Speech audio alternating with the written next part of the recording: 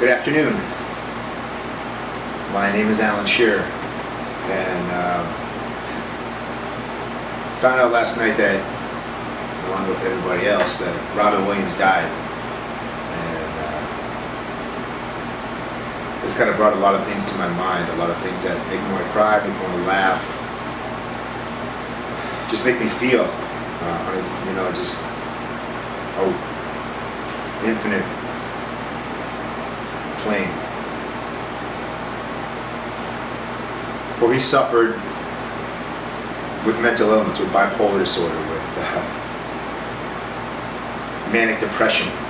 Where does that come from? How can I talk about it? Because I have it. But I celebrate it.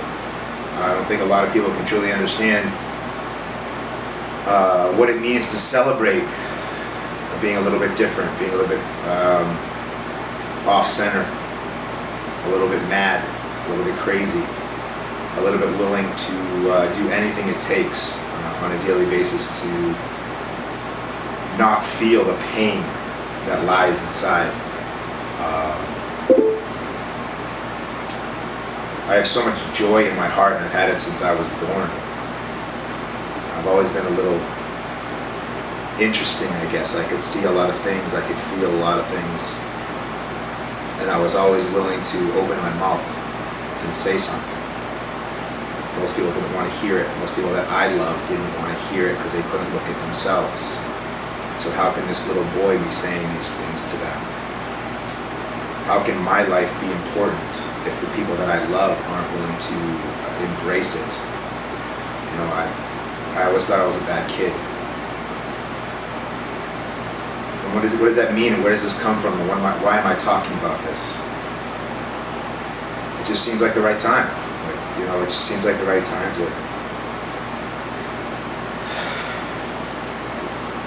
to say it, to open up a little bit and show the people that I love dearly, whether I know you or I don't, that you're important, and that you've always been important, and that you'll always be important, and that none of the shit that's going on in our lives and in the world is real. We are creating it. We create it in our heads. We create it in those moments where we don't feel enough, where somebody else may not have been able to show us how they feel, and we take that deeply inside ourselves, as opposed to realizing it's them, not us. They're projecting, or they're doing this, or they're doing that, because that's all they know. They're afraid, they're scared, they're worried about the next moment in their lives, or about the future, or what has happened in the past, because I've been there myself. Our journey, is leading us to growth, but you've got to take that first step.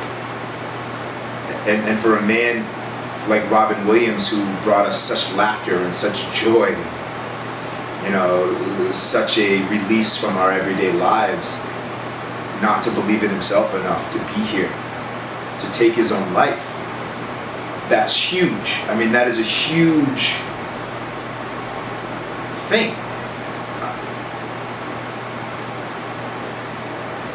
It is because the people who feel the most pain on the inside don't want you to feel that way. They want to bring joy and laughter and beauty to your life. I grew up in a household with a lot of misdirected pain, with a lot of misdirected anger. And a lot of it was pointed at me. I was a rambunctious little boy, and I didn't always listen. I just wanted, I was just a boy. And growing up as the oldest grandchild of Jimmy Pearsall, one of the first major public cases of mental illness in sports. He left a home full of beautiful people, and they felt abandoned, and they were left with almost nothing, but the most beautiful thing that they had was each other. And I think that was difficult. I think that was really difficult for all of them, because I lived it every day. I lived in that household every day, and I watched them beat each other up, and I watched them yell and scream. And the one major thing in my heart was always, what can I do to help it be different? Why can't it be different? Why are they hurting each other? Don't they realize that they have each other, this is really important. Like, these are the real important things in this life. This is why there is drug addiction. This is why there is gambling problems and womanizing and just all those things, all those crutches, all those vices, all those imperfections and shortcomings and limitations that we give ourselves because we're so afraid of the light. We're so afraid of the light that we're born to be. You know, we're so afraid to show ourselves. We're so afraid to be vulnerable.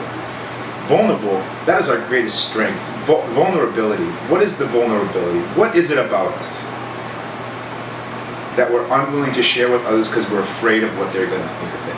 We're afraid of how they're going to make us feel, or how we're going to feel because they reacted the way that they did. It's not the truth. You know, it's not the truth. The truth is, you have to share who you are, no matter what. You have to find the strength somewhere. You have to find it. You know, if you have the strength and the faith of a mustard seed, you can move mountains.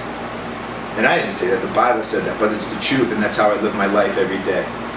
You know, if there's something wrong in a situation, I will try to help it.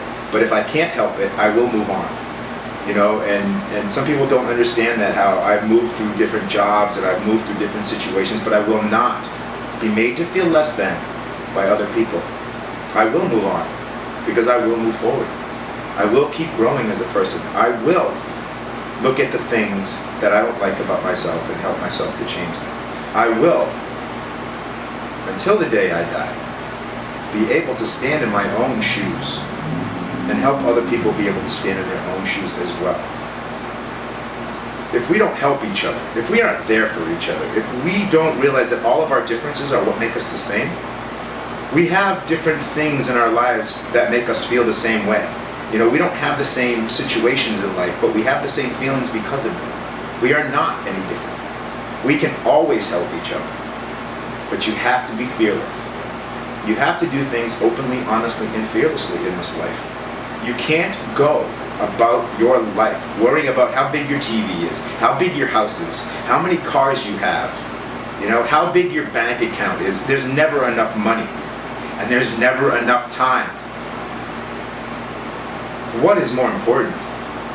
Sure, we need to eat and we need to do that, but we're a community of people every day who can help each other. This is not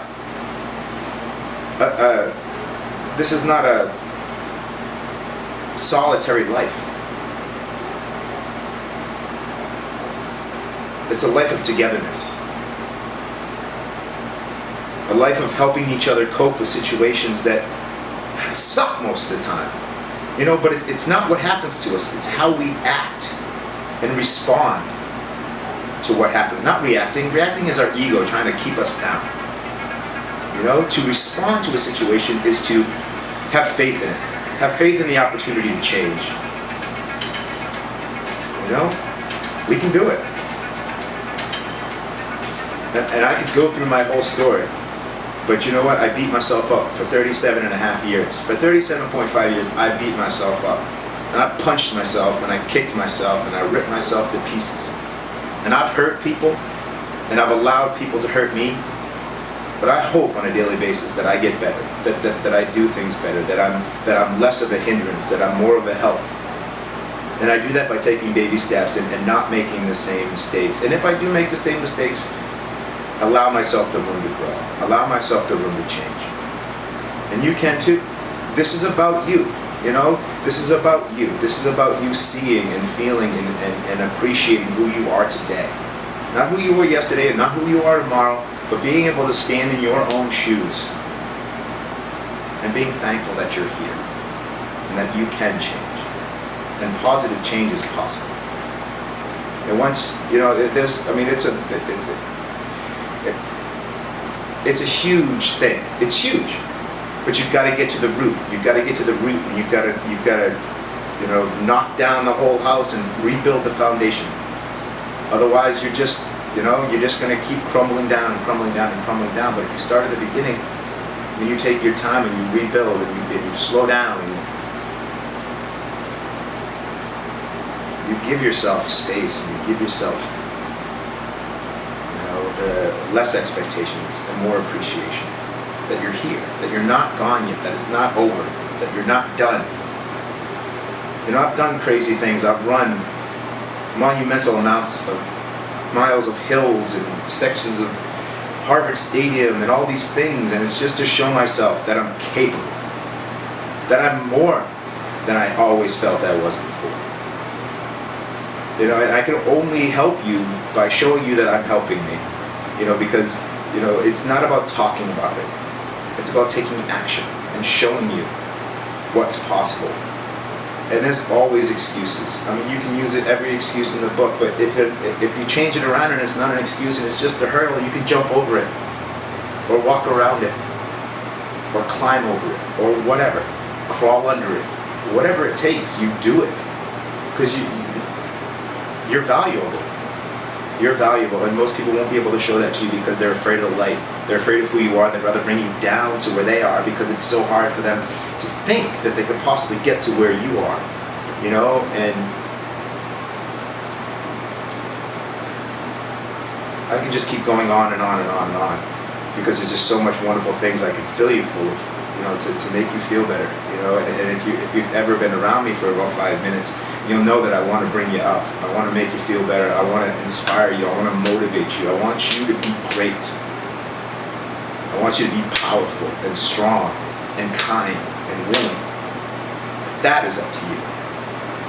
Like they say, you can bring a horse to water, but you can't make him drink.